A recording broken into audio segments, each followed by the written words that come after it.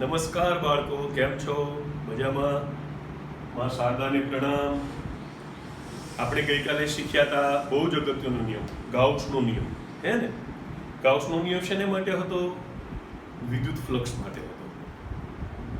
પહેલા આપણે એનું વિધાન સમજીએ, બરાબર? એનો એક એક શબ્દ છૂટો પાડીને ફરી રિપીટ કરીએ, બરાબર? અને પછી આજે એનો એક ખાસ કિસ્સો ડિસ્કસ કરીએ. તો આવું વિધાન છે ગાઉસના નિયમ.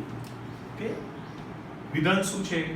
કોઈ બંધ પૃષ્ઠ સાથે સંકળાયેલ કુલ વિદ્યુત ફ્લક્સ, પૃષ્ઠ વડે ઘેરાતા કુલ વિદ્યુત ભાર અને એપ્સિલોન નોટના ગુણોત્તર જેટલું હોય છે.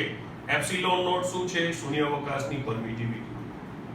બાળકો, આ ચેપ્ટરમાં કુલમનો નિયમ ખૂબ અગત્યનો, સંપાતપણાનો સિદ્ધાંત ખૂબ અગત્યનો, અને આ ગાઉસનો નિયમ પણ ખૂબ અગત્યનો. GAUSS એવો સ્પેલિંગ છે, એટલે ભાષાંતર કરતા એને ગોસ કીધું છે, પણ ગોસ નો કહેવાય. મારે લખવું પડે છે કારણ કે તમારી એનસીઆરટી ટેક્સ્ટબુકમાં આવું લખ્યું છે, પણ આનું ઉચ્ચારણ ગાઉસ છે. ઓકે, તમે યુટ્યુબ પર સર્ચ કરશો તો કોઈ પણ અમેરિકન કે બ્રિટિશ કોઈ પણ તમે એનું પ્રોનાઉન્સિએશન સાંભળશો તો ઇટ ઇઝ ગાઉસ. ઓકે, તો હવે શું છે બાળકો, પહેલા તો એક એક આખું વિધાન છે ને એને છૂટું પાડીને સમજીએ, બરાબર? અને ભવિષ્યમાં આપણે એ પણ ચેક કરશું કે આ ગાઉસનો નિયમ કુલમના નિયમ પરથી મળે કે નહીં, હે ને? તો પહેલા આપણે આ તો એક તે પૂરું કરીએ. ટોપિક શું છે?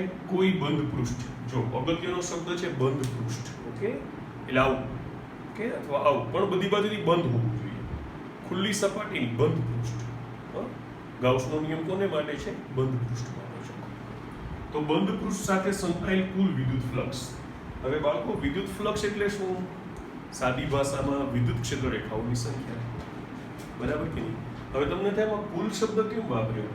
તો કે જો ભાઈ, ક્ષેત્ર રેખા આવતી હોય ને જતી હોય, વધારે આવતી હોય ઓછી જતી હોય, એવું બની શકે, બરાબર કે નહીં? આપણને ખબર નથી, એટલે આપણે નેટ લેવું પડે, કુલ.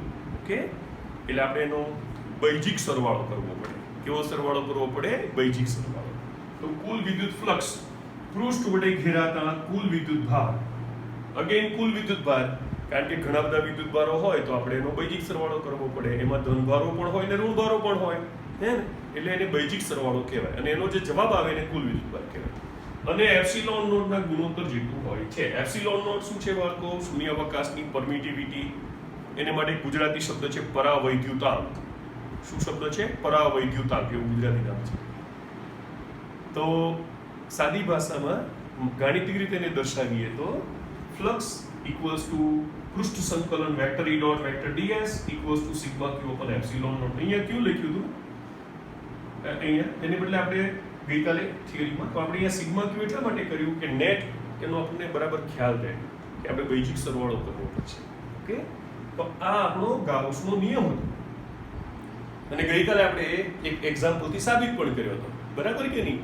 આજે એનો એક ખાસ કિસ્સો ડિસ્કસ કરવાનો છે. આજનો પ્રશ્ન આપણો આ છે, દર્શાવો કે જો બંધ સપાટીનું કુલ ફ્લક્સ શૂન્ય જણાય તો તે બંધ સપાટી પર રહેલો કુલ વિદ્યુત ભાર શૂન્ય છે. બરાબર? રિપીટ. શું લેવાનું છે? બંધ સપાટી. એ તો ગાઉસના નિયમમાં લેવી જ પડે, બરાબર? પછી કુલ ફ્લક્સ, એટલે મેં તમને કીધું કે એલ્જિબ્રેઇક સમ, બૈજિક સરવાળો, બરાબર? એ શૂન્ય હોય તો વિદ્યુત ભાર, કુલ વિદ્યુત ભાર પણ શૂન્ય હોય. આવું સાબિત કર્યું છે. આ આપણી આકૃતિ છે. હંમેશા આકૃતિ મોટી અને સ્પષ્ટ દોરવાની, અને પૂરા નામ નિર્દેશન સાથે દોરવાની. ઓકે, જો પરીક્ષક પાસે છે ને કદાચ વર્ણન વાંચવાનો ટાઈમ ના હોય, પણ મેઇન સ્ટેટમેન્ટ હંમેશા ધ્યાનથી વાંચે, આકૃતિ ધ્યાનથી જુએ. કારણ કે જો તમે આકૃતિ સાચી દોરી હશે ને તો એનો અર્થ એમ કે તમારો કોન્સેપ્ટ એકદમ ક્લિયર છે. ઓકે, તો આકૃતિ હંમેશા સરસ મોટી, બરાબર દેખાય એવી, અને નામ નિર્દેશન સાથે દોરવાની. ઓકે, તો આપણી આકૃતિ છે. આપણે એક નળાકાર લીધું છે, બંધ સપાટી તરીકે નળાકાર લીધો છે, બરાબર? આને આપણે આ સાઈડની જે સપાટી છે એને સપાટી 1 કીધી, આ સાઈડની સપાટી છે એને સપાટી 2 કીધી, અને આ જે વક્ર સપાટી છે એને સપાટી 3 કીધી, બરાબર? આપણું વિદ્યુત ક્ષેત્ર આ દિશામાં જાય છે. ઓકે, એટલે કે એનો ધનભાર આ સાઈડ હશે ને ઋણભાર આ સાઈડ હશે. આકૃતિ બરાબર સમજાઈ ગઈ? હવે આનું ક્ષેત્રફળ દોરવું છે તો સપાટીને લંબ દોરાય, બરાબર, એનું નામ આપ્યું વેક્ટર S1. આનું ક્ષેત્રફળ દોરવું છે તો સપાટીને લંબ દોરે તો એને કીધું વેક્ટર S2. ઓકે, અને આનું આ આખી વક્ર સપાટી છે એનું ક્ષેત્રફળ છે એને કીધું વેક્ટર S3. ઓકે, હવે શું કરીએ? પહેલા આની સાથે સંકળાયેલું ફ્લક્સ મેળવીએ, φ1, બરાબર, તો એને કહેવાય vector E dot vector S1. બાળકો, YouTube પર જ્યારે ભણાવતા હોઈએ ત્યારે સમજાવવા ઉપર વધુ ફોકસ હોય, કોન્સેપ્ટ્સ મારી દૃષ્ટિએ અગત્યના છે.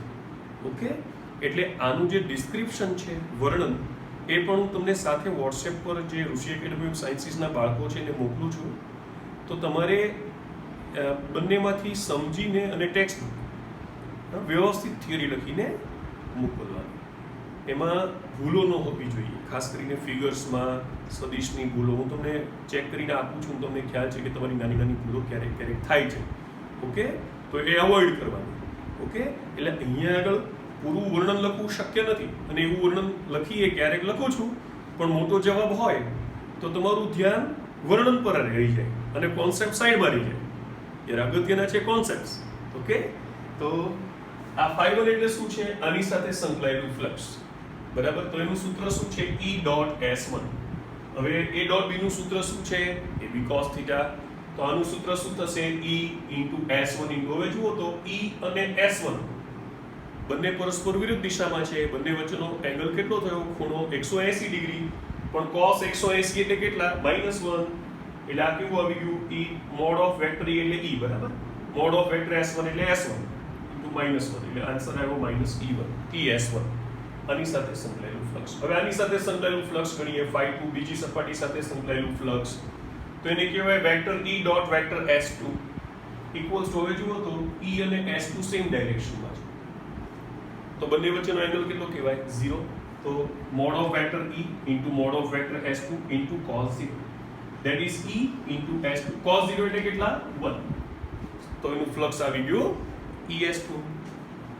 અચ્છા, હવે આની સાથે સંકળાયેલું ફ્લક્સ કેટલું? તો E અને S3 પરસ્પર લંબ છે તો flux 3 equals to vector E dot vector S3 equals to magnitude of vector E into magnitude of vector S3 into cos 90. પણ cos 90 એટલે 0 છે અને માટે ફ્લક્સ આવ્યું 0. હવે આખી સપાટી સાથેનું નેટ ફ્લક્સ, બરાબર ને, કુલ ફ્લક્સ બરાબર φ1, φ equals to φ1 plus φ2 plus φ3. therefore φ1 equals to φ1 કેટલા છે બાળકો આપણા? -ES1. φ2 કેટલા છે? +ES2. φ3 કેટલા છે? 0. પણ બાળકો, આ સપાટી અને આ સપાટી એના ક્ષેત્રફળ તો સરખા આવે ને, બે બાજુના ક્ષેત્રફળ કેવા આવે? સરખા, માપની દ્રષ્ટિએ, હે ને, એટલે નામ રાખ્યું S.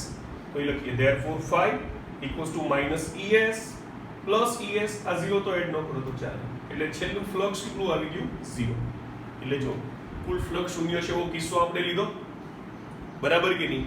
હવે આપણે ગાઉસનો નિયમ લગાડીએ, φ બરાબર તો sigma q upon epsilon naught હતા, એટલે φ ને બદલે 0 મૂકો તો 0 equals to sigma q upon epsilon naught થાય, અને therefore sigma q equals to 0. આમ આપણે પ્રૂવ કર્યું કે જો બંધ સપાટીનું કુલ ફ્લક્સ શૂન્ય જણાય તો તે બંધ સપાટી પર રહેલો કુલ વિદ્યુતભાર પણ શૂન્ય હોય છે. એકદમ ક્લિયર?